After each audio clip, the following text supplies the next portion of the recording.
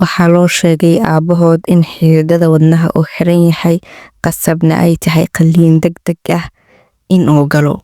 Waqti kooban ayay siiyeen si ay ugu sii diyaar garoobaan. Laakiin maxay sameeyeen ilmihiisa? Aabahan ilmihiisa arrin cajiib ah ayay sameeyeen.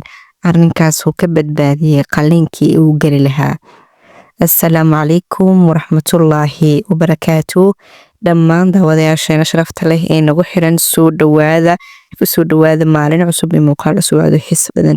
Waxaan rajeynayaa inaad nabad qabtaan. Ilaahay subxaanahu wa tacaala waxaan weydiisanaynaa inuu noo ziyaadiyo nicmooyinkuuna siiyey. Intay musiibo iyo balaayo ay kurba haysatana Ilaahay subxaanahu wa tacaala ka dulqaado.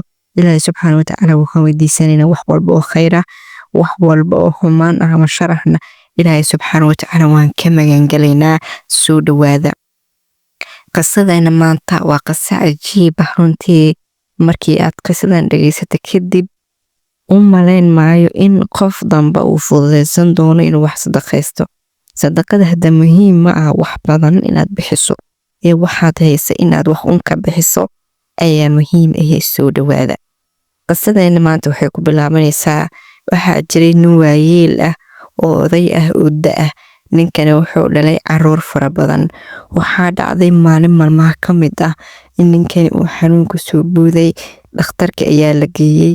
Markii dhakhtarka la geeyey, dhakhaatiirta baaritaan ayay sameeyeen, kombiyuutar ugu dambeyn waxay sheegeen in xididada wadnaha ay xiran yihiin oo qasab qalliin uu mari doono. Laakiin waxay siiyeen waqti ay kusoo diyaar garoobaan. Ilmahan aabahood qalliinka way uga cabsadeen. Waxay go'aansadeen dhakhaatiir kale inay tusiyaan oo meelo kale ay geeyaan. Sidaas ayay ku geeyeen meelo kale oo baaritaano kale ay mareen.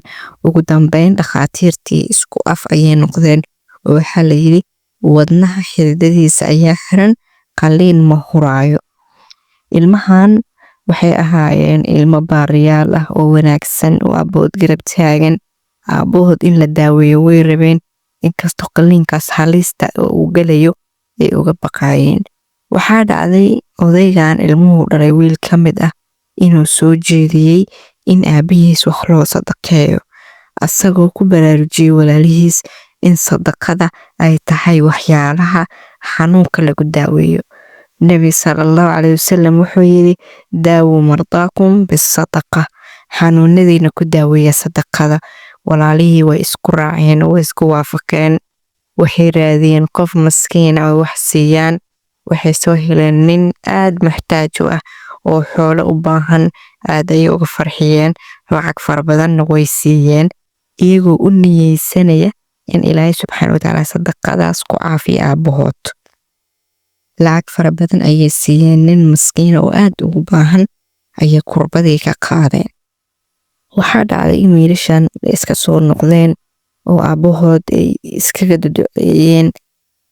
Isbitaalka ayaa lagu noqday. Ugu dambeyn baaritaanada ayaa lagu celiyey oo qof markii la qalaayo ama mar walba waxaa qasab in baaritaankii dib loogu celiyo. Waraaqadihii hore ee baaritaanadii hore qof laguma qalo. Qofka markii la qalaayo isla markaasna baaritaan waa muhiim. Waxaa dhacday aabahan in baaritaan loo sameeyey. Dhakhaatiirta way yaabeen. Waxay dhaheen maxaad samayseen? Maxaad siiseen? Ilmihii ama wiilashii ayaa waxay weydiiyeen dhakhtarka wax dhacay. Wuxuu sheegay in uu aabahan u baahneen qalliin in lagu sameeyo oo xaaladiisa ay iska fududaato, xaalad yar ay noqotay, kaliya uu daaweyn qaadan karo. Weliba wuxuu yidhi waxaan sameynayaa si isbedelkan aan u xaqiijiyo inuu dhab yahay in kale 3 maalin kadib ii soo celiya. Wiilashii aabahood way soo bixeen iyagoo aad u faraxsan. Sadaqadii ayay sii wadeen oo dad kale ayay ka farxiyeen. Adiga wanaagii ayay sii wadeen. Waxaa dhacday 3 maalin kadib in lagu laabto dhakhtarkii. Baaritaano ayuu sameeyey. Mase odaygii sidii hore waa uba kasii fiican yahay.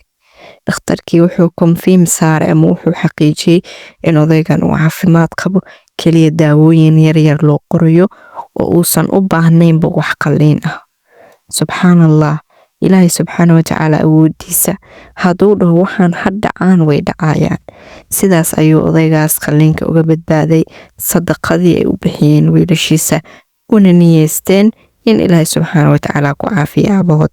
haddaba sadaqada waxay ka mid tahay waxyaalaha caafimaadka lagu helo. haddii aad caafimaad doonayso, sadaqada ogow. haddii aad doonaysa arrin inay kuu fududaato, sadaqada ogow. haddii aad rabto in ilaahay subxaana watacaala baraka ku siiyo, sadaqada ogow. haddaba faa'iidooyinka sadaqada ee adduunka iyo aakhiradaba laga helo, waxaan ku hormaraynaa sadaqada faa'iidooyinka adduunka laga helo.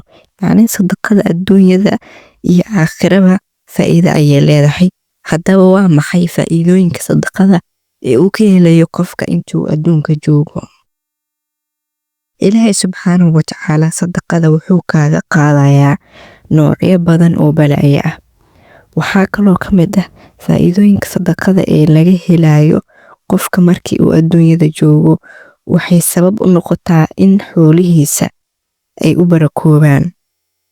xoolahaaga haddaad sadaqa ka bixiso marna ma nusqaamayaan. sadaqo xoolo ma nusqaamiso. haddaad xoolahaaga wax ka bixiso way kuu barakoobayaan, way kuu badanayaan. hubaal waxaa meeshii aad wax ka bixisay in aad bedelkeeda heli doonto. waxna waad sadaqaysatay, xoolana waa heshay, waa la faa'iido.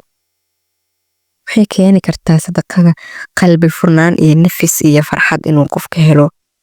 waxay nadiifisaa oo daahirisaa qofka ruux ahaantiisa. waxay daawo ka tahay cudurrada ayay daawo u tahay sadaqada. waxay daawo ka tahay cudurrada qalbiga. waxay daawo ka tahay cudurrada jirka. waxay noqotaa qofka ama waxay u noqotaa qof faraxsan oo cabsi iyo walwal aan dareemeynin. wuxuu addoonka noqdaa mid gaara ilaa iyo heer uu noqo qof samafale ama qof wanaagsan. malaa'igta ayaa u duceyso qofkii wax bixiyo. waaga markuu baryo subax walba, malaa'igta waxay u duceysaa dadka wax bixiyo. dadka xoolaha ku dheganna malaa'igta ayaa habaarta. maalka oo dhan waa u dhammaanayaa, laakiin waxa keliya ee haraya waa wixii aad sadaqaysatay. lacagtan ama sadaqadan aad bixisay waa keed adiga kuu yaalo. waa bixisa maanta, laakiin waa keed meel ku yaala maalinta qiyaamo. waxaa ka mid ah faa'iidooyinka aakhira laga helayo sadaqada.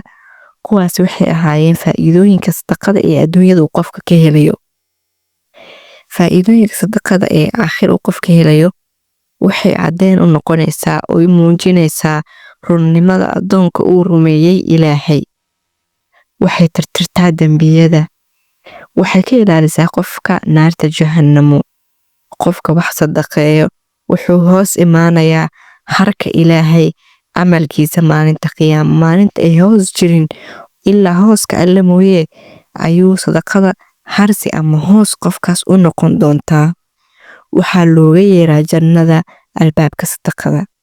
haddaba intaasoo faa'iido ah adduun iyo aakhiraba waa liibaanay qofkii wax sadaqaystay. xoolihii uu bixiyey adduunyadana wuu ka helayaa, aakhirana meel ayay u yaalaan. baraka ayuu helayaa, caafimaad ayuu helayaa, deganaan ayuu helayaa. qof walaalkiisa oo muslim ah ayuu ka qaaday. ilaahay subxaanahu watacaala ayaa kurbooyinka maalinka qiyaama ka faydi doono. qofkii muslim kurba adduunya ka faydo, ilaahay subxaanahu watacaala ayaa ka qaadi doono kurbooyinka maalinka qiyaamo. marka faa'iidadaasoo dhan ayay leedahay. sadaqadaada muhiim ma aha lacag fara badan iyo howlo fara badan inaad haysato. ha isdhihin markaa wax hesho sadaqayso, maanta waxaad haysato wax ka biye. muhiimadda waa inaad waxaad haysato wax ka biisaa. marka sadaqada yaraan malaha, badnaanna malahan. qof kasta intii uu awoodo ayuu sadaqaysan karaa. waa mahadsantihiin walaalaha sharafta leh. muuqaalkeena maanta meesha ayuu ku egyahay.